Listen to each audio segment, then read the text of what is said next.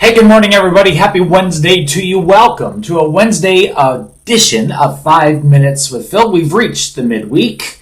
We're halfway there already, and I pray that your week is going well. I want to share with you today, I think, a really important thought from the Scriptures. We are going to take you to the book of Romans, chapter 13, beginning in verse 8 and going to verse 10. Romans chapter 13. And this is a portion of the book of Romans where Paul is writing to a set of Christians who are they're under a lot of persecution. They're under a lot of pressure because they're living in the midst of the Roman Empire, right where the nerve center is. And Paul is trying to encourage the church to kind of get things together and how to treat one another and how to live this thing out that we call Christianity. And look what he has to say.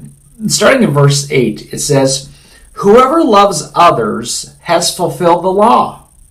The commandments, you shall not commit adultery, you shall not murder, you shall not steal, you shall not covet, and whatever other command there may be, are summed up in this one command: love your neighbor as yourself.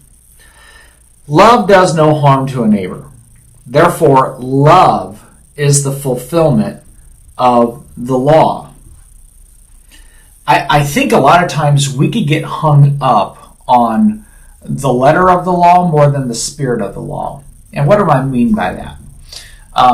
Paul rattles off some commandments that we would agree are commandments that we should abide by. I mean, we shouldn't steal, we shouldn't covet, we shouldn't murder, we shouldn't commit adultery. We know this, right? But sometimes we have people in our churches and people who identify themselves as followers of Jesus Christ.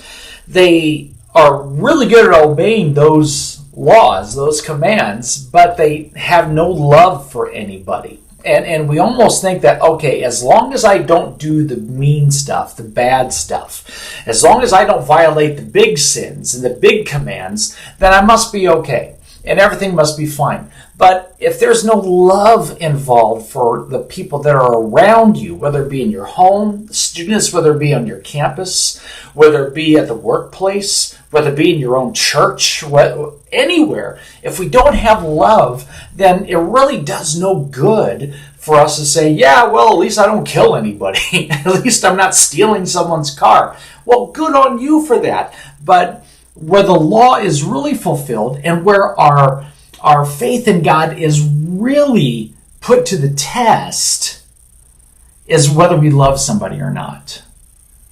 That's where we really find whether our faith in God is genuine. You know, I want to remind you in John chapter 13, in fact, I recently preached on this. In John 13, Jesus gives the distinguishing factor, I guess you could say, or the mark of how genuine our faith in Him is. Jesus said the world would know that we are His disciples by our love for one another.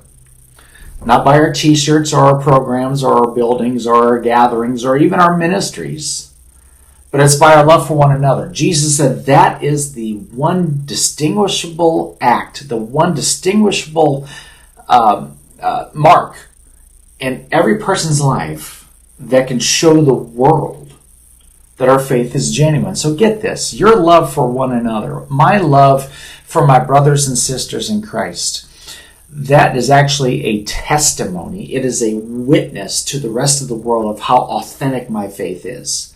So when we read that if fulfilling the law is basically summed up in loving our neighbor, that we fulfill the law by having love, that's what it's all about.